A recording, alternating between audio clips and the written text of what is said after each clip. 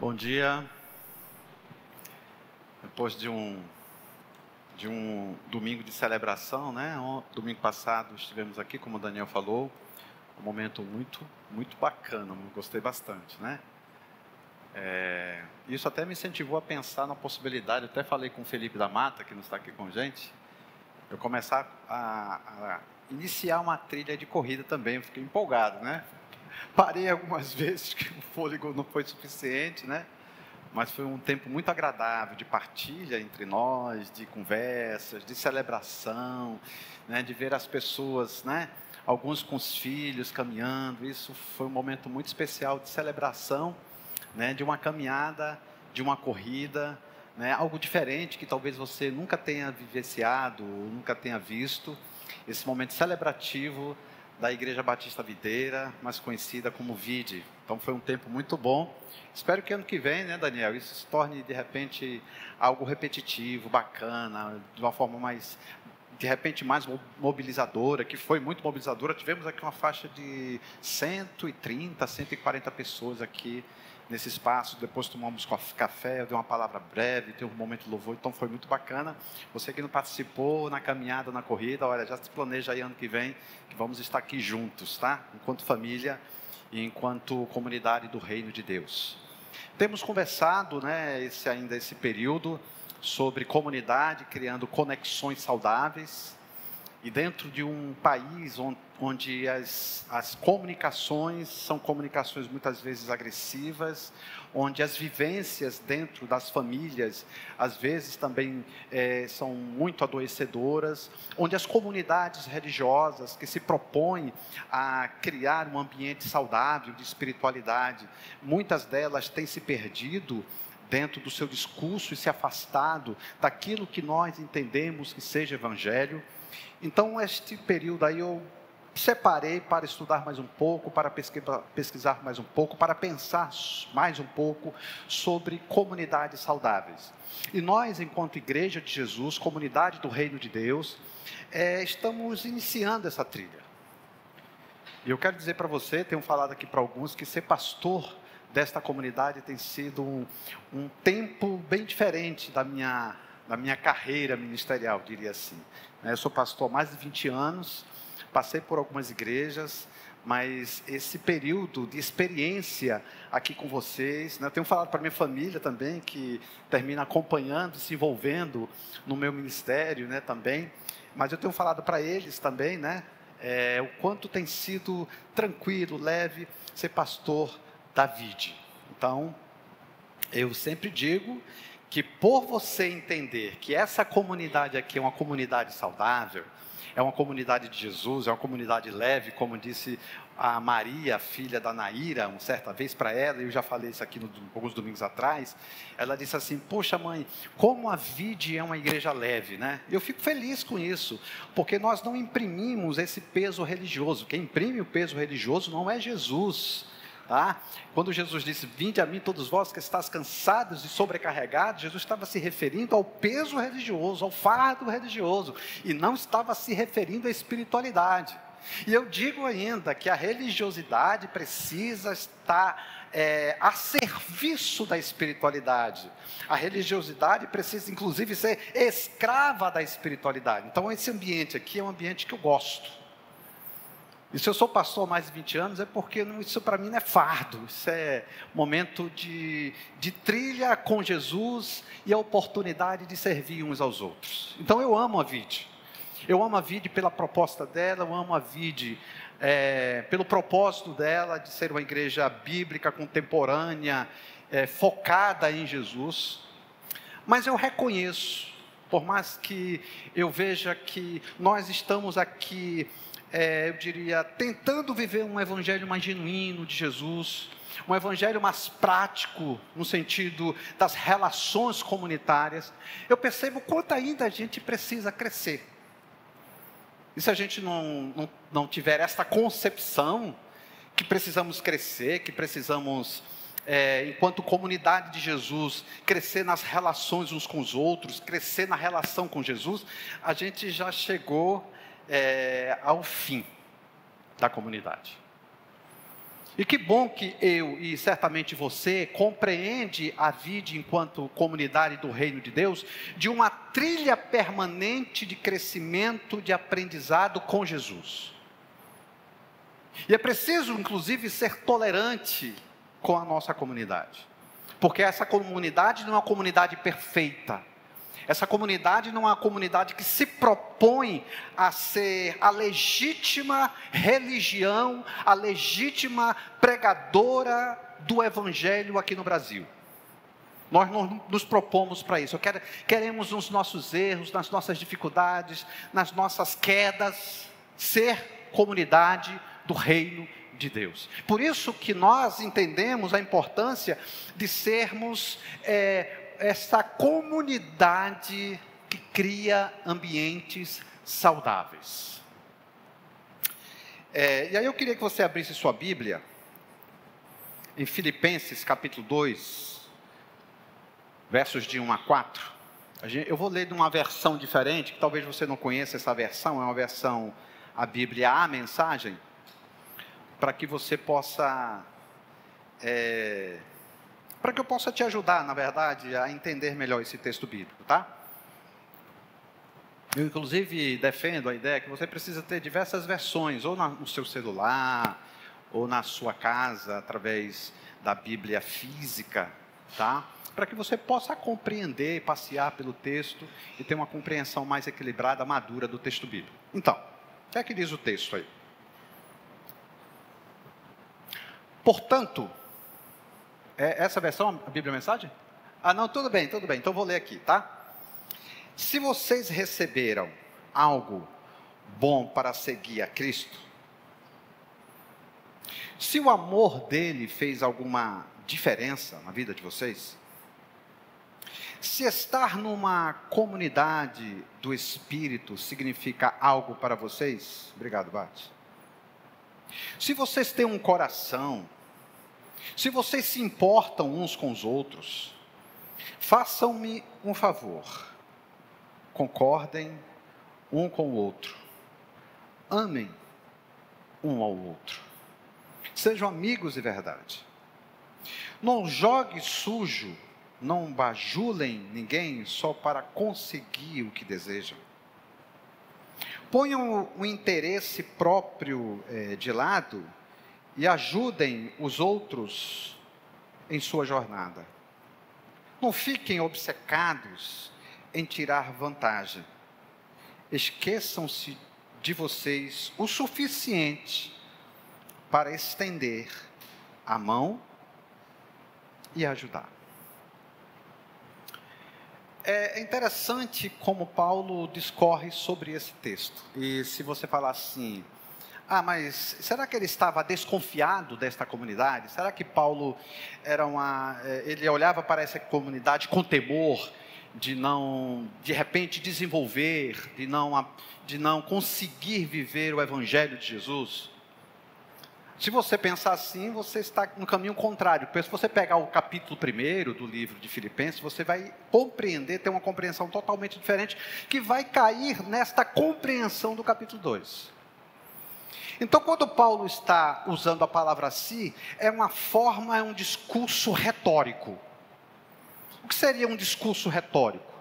Ele constrói uma concepção para fortalecer aquilo que ele se propõe a ensinar. Então, quando Paulo diz assim, se vocês receberam algo bom por seguir a Cristo, ele não está duvidando desse lado bom, dessa coisa boa, gostosa, que Jesus oferece, disponibiliza para aqueles que abraçam. Paulo não está desconfiado que se de fato esta comunidade, ela está recebendo ou entende que viver a caminhada com Jesus é muito gostosa e boa. Paulo não está desconfiado disso. Paulo está apresentando usando a palavra si, como um caminho para construir a importância de viver a comunidade. Então Paulo ele vai desenhando, é como se fosse um desenho que vai começando a fazer sentido a partir do momento em que a gente chega no final do desenho. Paulo pega a escrita dele e desenha o que ele se propõe, o que ele espera da comunidade do reino de Deus. Isso é muito gostoso, isso é muito bacana. E isso começa a fazer sentido. E aquilo que começa a fazer sentido começa a aquecer o nosso coração, a preencher os vazios da nossa alma, a oferecer uma água que jamais a gente experimentou, que jamais a gente saboreou. Diz que a água não tem sabor, para mim tem, tá? Então o Evangelho de Jesus não é uma religião. O Evangelho de Jesus não surgiu para preencher uma lacuna dentro do quesito religioso. Porque se você entender que o Evangelho de Jesus é um Evangelho que te abre um caminho para a religião, você está equivocado. Porque o Evangelho de Jesus está acima da religião. O Evangelho de Jesus está acima de liturgia. O Evangelho de Jesus está acima das concepções de crenças teológicas. O Evangelho de Jesus está acima de dogmas religiosos. Porque se você colocar como os religiosos judeus faziam, e que colocavam como pé de igualdade as tradições religiosas, aí você vai cometer o mesmo erro da comunidade judaica, que colocava o ensino religioso, as tradições religiosas, no mesmo pé de igualdade das verdades divinas. Então a religião, o Evangelho não é religião. E eu não estou dizendo que a religião não seja importante, como eu falei para vocês, a religião precisa oferecer um serviço à espiritualidade. Um serviço para que esta comunidade possa viver a cada dia essa relação com Deus saudável. E se torne, por sua vez, uma comunidade de Jesus saudável. Mas aí quando você olha para o texto, eu vou transformar esta verdade, este olhar de Paulo sobre esta comunidade, em uma pergunta para nós. É uma pergunta para a gente.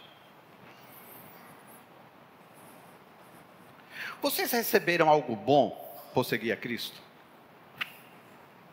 Será que nós compreendemos a profundidade desta afirmativa de Paulo? Será que a gente consegue desfrutar daquilo que tem sido bom para nós na nossa jornada de caminhada com Jesus? Será que de fato o Evangelho é uma coisa boa para a gente? Será que de verdade, sinceramente, você sondando inclusive o seu coração, você anda de acordo com aquilo que o Evangelho é bom? Se o Evangelho é bom, como você tem vivenciado esse Evangelho?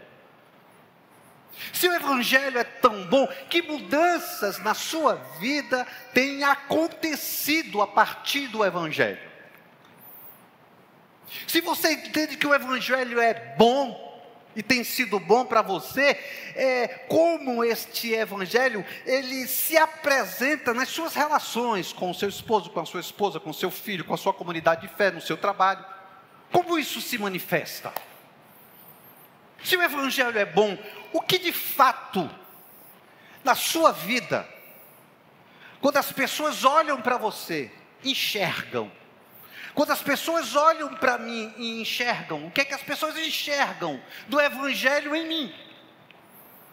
As pessoas terminam vendo mais a religião ou o Evangelho? A defesa ferrenha de tradições teológicas ou o Evangelho? Quando as pessoas olham para você e para mim, o que é que elas enxergam? Elas enxergam mais você, ô Jesus. E Paulo continua e diz assim, ó: se o amor dele fez alguma diferença na vida de vocês, fez alguma diferença. O amor de Jesus tem feito diferença nas nossas vidas. Se tem feito, como este amor alcança o outro?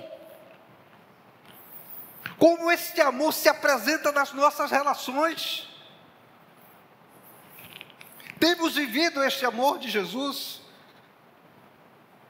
Se estar numa comunidade do Espírito significa algo para vocês, se nós estamos aqui, eu pressuponho que a sua comunidade, por você estar aqui na vida, é muito legal te ver aqui todos os domingos. Mas será que você entende a importância disso? Ou você tem um comportamento de manada? De olhar assim, eu vou porque fulano vai. Eu vou à comunidade porque meu pai vai. Eu separo os domingos para ir à vide porque eu não tenho opção. Como nós enxergamos a nossa comunidade? Como você olha aí, ó, um para o outro, olho no olho, e o que é que chega para você? O que é que você sente quando você olha para a pessoa que está ao seu lado, para a pessoa que está à sua frente? Quem você enxerga? Você enxerga mais um número? Porque nós somos, né? Nós somos mais um número na sociedade. Para o governo federal, nós somos o que agora? Nosso CPF. Talvez para algumas igrejas você foi um dizimista. Para a sua escola você é a nota que tira. De repente para o seu pai você é um rapaz, um menino que precisa estudar e crescer. Talvez a gente seja mais um número. Talvez a gente se comporte, se apresente nas relações como mais um número.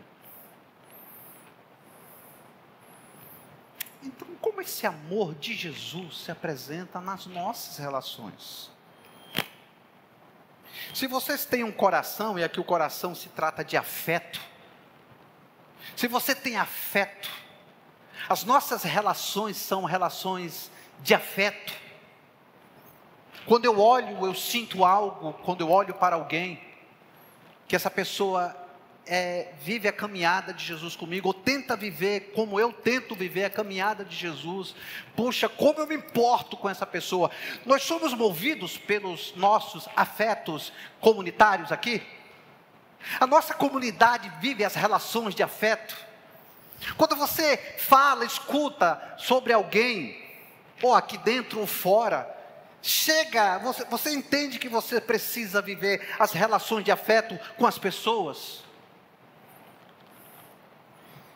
Eu fiquei feliz com uma palavra de uma pessoa ontem. Ele terminou passando uma mensagem para mim. Eu fui numa loja, comprei um produto, e aí eu sou meio chato, eu reconheço, para comprar alguma coisa, eu vou, não é esse, não é esse, será que é esse, será que vai dar, não vai dar, será que o bolso dá, o bolso não dá, será que o cartão vai aceitar, não vai, né? Será que eu vou conseguir pagar, será que eu não vou, será que é o momento, será que não é? Eu fico nessa encruzilhada, cara, eu acho que você não é tão diferente disso, né? E aí no final, eu fui embora, ele mandou uma mensagem para mim, dizendo, Valmir, ele até disse que vem aqui no próximo domingo. Ele disse assim, Valmir, como é a maneira como nós conversamos e conhecendo a tua família, porque a gente terminou indo no shopping juntos, né? Nossa família foi lá.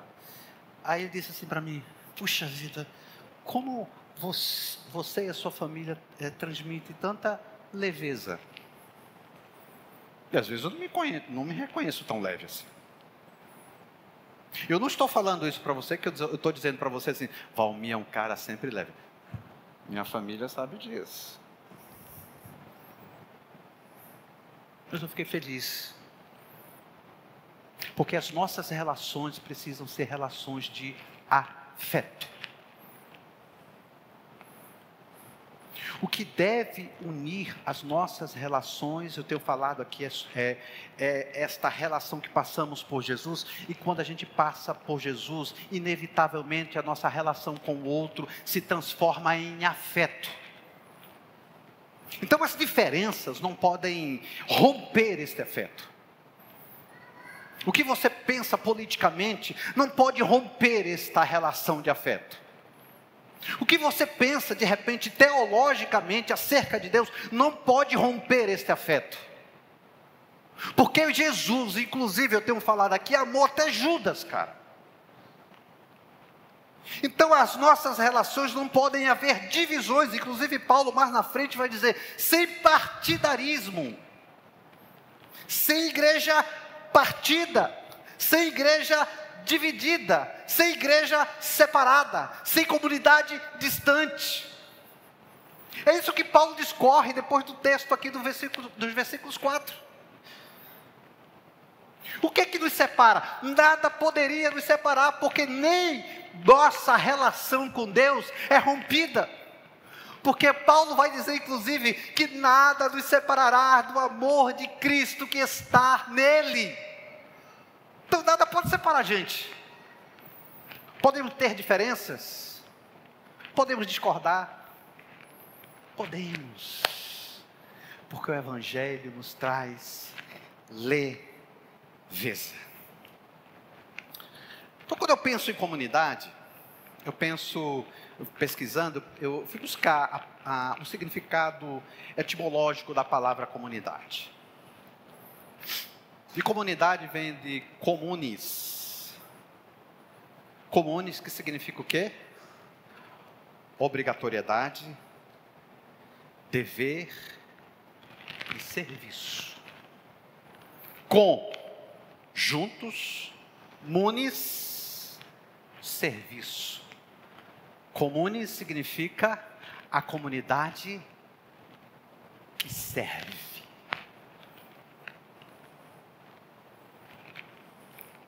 E a palavra substantiva, né, comunitas ou comunitas, que vem do latim, né, não falo latim, vem de quê? Vem de um grupo de pessoas que compartilham dos mesmos valores e crenças. Olha só a profundidade do conceito etimológico da palavra comunidade. Quando a gente olha para o Evangelho, e olha também para o conceito etimológico da palavra comunidade, a gente vai entender o seguinte, que nós, a comunidade de Jesus, é uma comunidade uns com os outros, é uma comunidade que serve uns aos outros, a partir daquilo que une uns aos outros, que são as nossas crenças e valores. E que crenças e valores são essas? São esses, essas crenças e valores são a partir do Evangelho. O teu Evangelho, olha, ele tem a força, porque Paulo diz que existe poder no Evangelho. O Evangelho tem a força de nos unir. Ele não nos separa. Até Paulo em Coríntios, me parece que é o capítulo 12, ele diz que nós somos um só corpo. Nós somos um só corpo. Nariz, boca, orelha. Membros de um só corpo. Então, seria insanidade da minha parte, se eu pegasse a minha mão e destruísse essa outra mão, pegasse o martelo e destruísse essa mão, ou de repente, se essa mão machucou, como eu machuquei esse dedo aqui, né? Ele não dobra só até assim.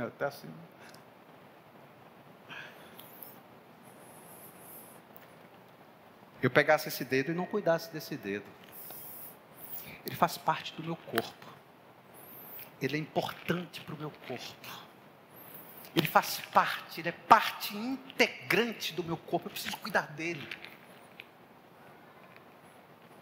Porque eu preciso dele. Ele precisa de mim. Esse membro precisa dos outros membros. E ele precisa dos outros membros, e os outros membros precisam dele. Gente, eu vi algumas coisas na internet esta semana que eu fiquei estarrecido. Estarrecido. Eu não sei, cara, o que está acontecendo na nossa sociedade brasileira. Quando eu vejo político dizendo, vamos metralhar aqueles que pensam diferente. Ou o outro político do outro lado diz, eu sou a alma mais honesta deste país. Cara, não sei o que está acontecendo. E ambos os lados ficam brigando. E aí a igreja evangélica brasileira terminou também entrando nessa briga. Igreja contra igreja. Irmãos contra irmãos. Amigos que estão deixando de ser amigos. Amigos próximos que agora estão distantes. Isto não é evangelho.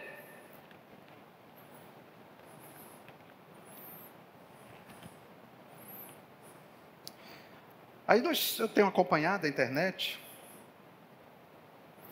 E aí a gente sabe que o Papa Francisco ainda está bem doente. Alguns dias atrás ele ficou bem fragilizado. Eu fico perguntando, será que você orou por ele? Ele é o líder da maior igreja cristã do mundo. Ah, mas ele tem um pensamento teológico do meu. Então você vai orar apenas por aqueles que pensam iguais a você? Eu fiquei estarrecido com as afirmativas. Diz assim, a conta chegou. Esse daí já vai tarde com o diabo. Pior papa que já passou pela terra. Chegou a hora de começar a colheita. Vai, comunista. Capiroto já está do lado dele para capturá-lo. Comunista do cão.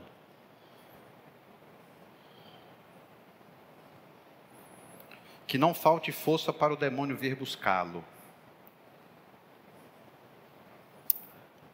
Gente, isso me angustia. Eu não sei qual é a concepção religiosa dessas pessoas, tá? Mas será que a gente não está tendo um comportamento também de manada? Influenciado e seduzido pelo discurso político? Isto é evangelho? A sua bandeira política, que não há nenhum problema você votar em candidato A e candidato B, e aí você diz, não, vou votar no menos pior, ou no melhor, sei lá como você pensa isso. Não há nenhum problema nisso. A questão é como você vive isso, como você encarna esses discursos políticos.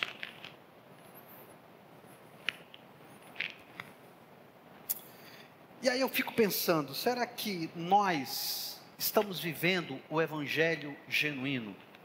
O que é que define, hein, gente? O que é que define a nossa relação com Deus? O que é que define? Porque assim, nós somos o país mais evangelizado do mundo. Mas as diferenças sociais existem. Mas a pobreza continua. Mas a fome é uma marca. Ora, nós somos o país mais evangelizado do mundo? Qual tem sido o nosso papel na sociedade? Qual tem sido o nosso papel na sociedade, gente?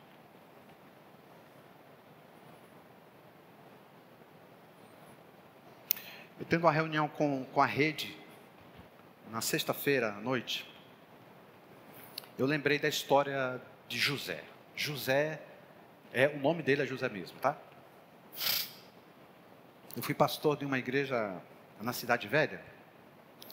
E aí José chegou comigo, cara, na quarta-feira, estava lá. E aí ele, bêbado, totalmente bêbado, quase que eu fico bêbado junto com ele só pelo bafo dele. Aí o José disse assim: tem uma grana aí, pastor, para eu comprar um lanche? Aí eu disse: cara, tu não vai comprar um lanche, cara. Vai comprar outra coisa. Mas eu queria bater um papo contigo. Não, pera lá. Antes de você bater um papo comigo, eu quero recitar o Salmo 91. Bêbado, realado, bêbado tem umas coisas na cabeça, né? Ele começou a recitar o Salmo 91 todinho, cara. Eu fiquei, nem eu sei o Salmo 91 de cabeça, todinho.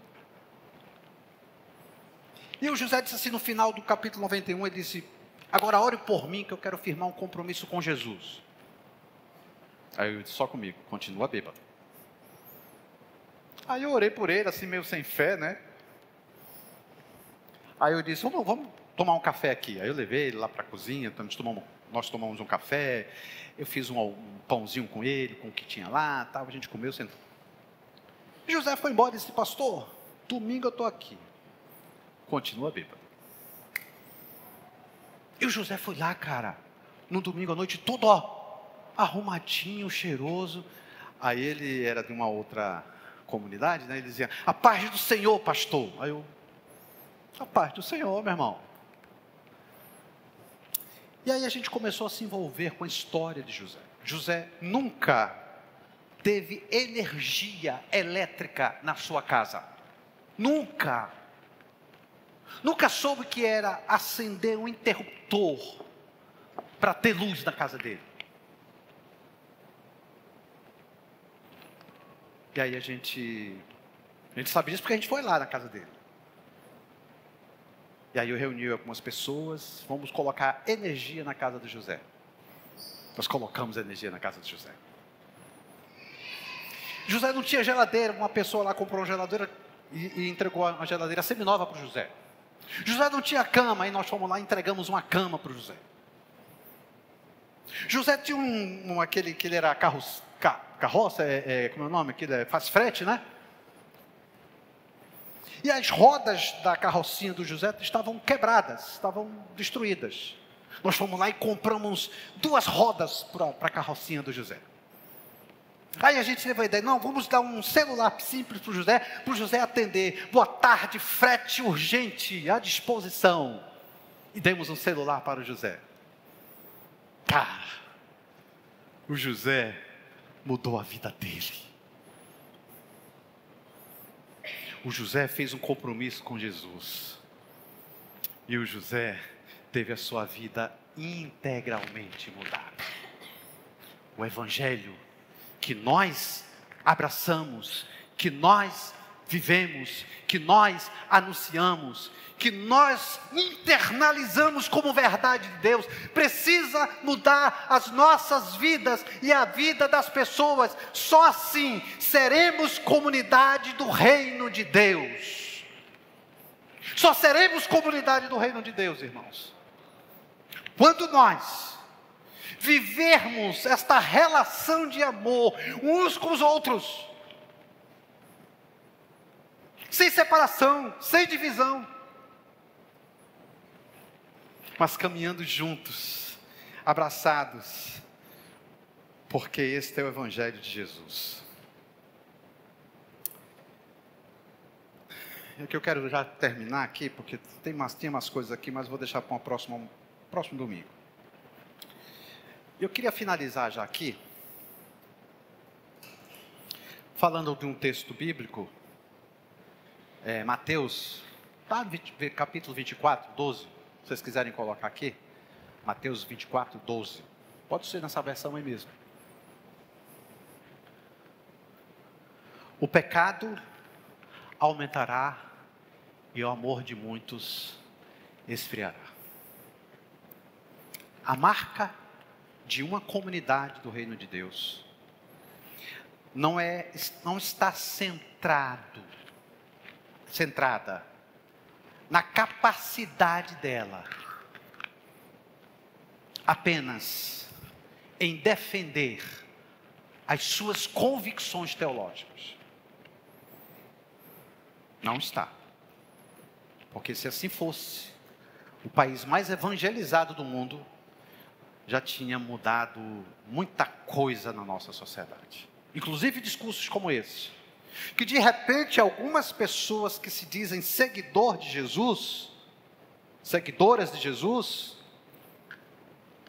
anunciam desta mesma maneira, com esse mesmo formato. Talvez não ao Papa, mas talvez aquelas pessoas que pensam diferente. Em outra versão diz, por se multiplicar a iniquidade, por o pecado estar tão vivo nas relações sociais, o amor de muitos esfriará. Então, não é a liturgia, não é a sua capacidade teológica, não é o seu conhecimento acerca de Deus que vai mudar a nossa sociedade e as nossas relações uns com os outros. O que vai mudar o nosso Brasil, a nossa sociedade e a nossa comunidade aqui é o amor. As nossas relações de afeto.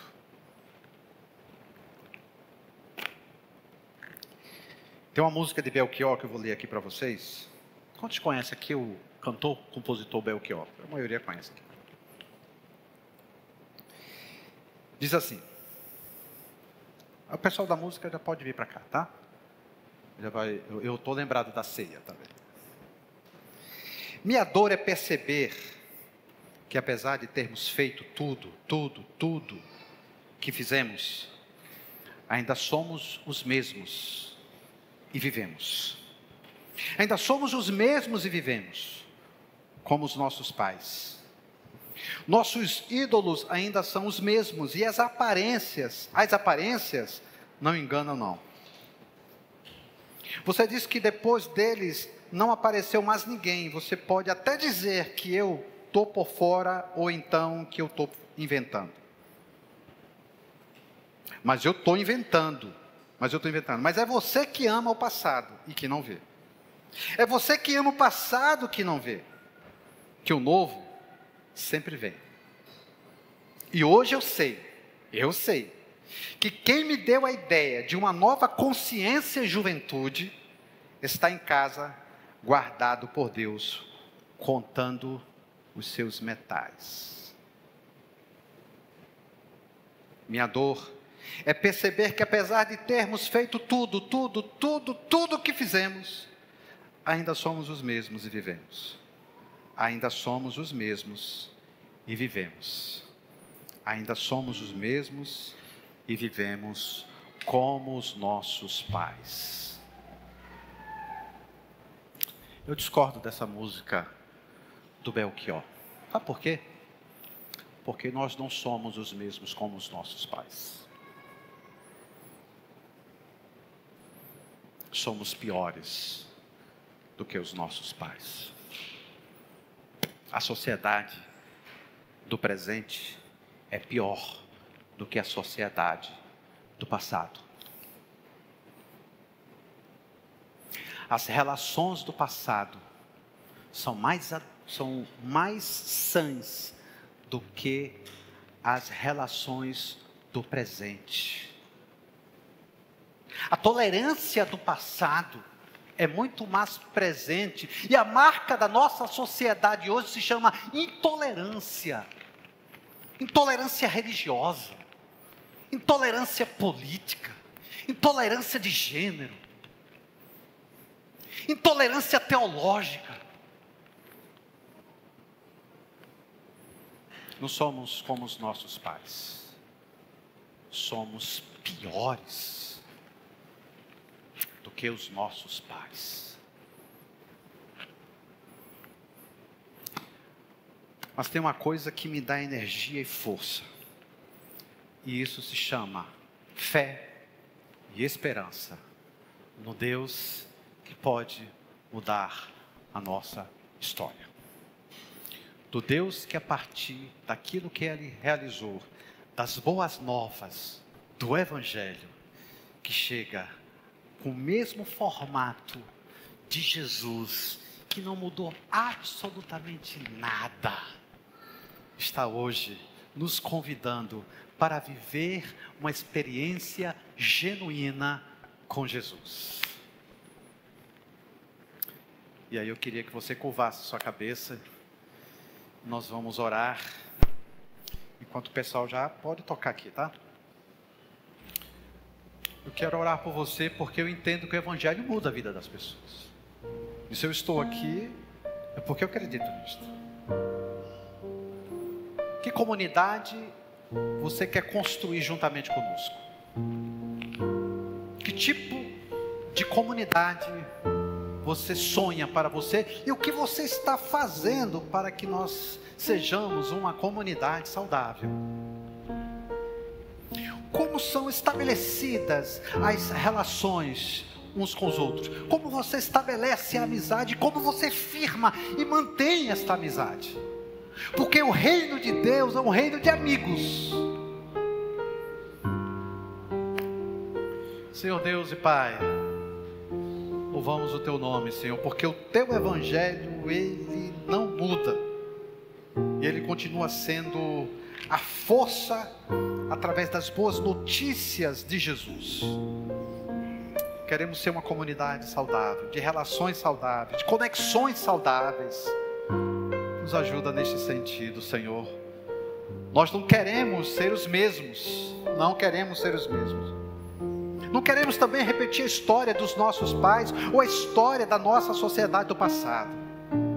Nós queremos ser pessoas melhores. E entendemos que só podemos ser pessoas melhores quando de fato entendermos a importância e a profundidade do Evangelho. E a partir disto se conectar contigo e abrir espaço para que a Tua graça nos alcance todos os dias. Faz isso por nossa comunidade, por outras comunidades, pelas nossas igrejas espalhadas aí no mundo, que possamos viver o Evangelho de Jesus. Faz isso por amor a Jesus Teu Filho. Amém, amém, amém.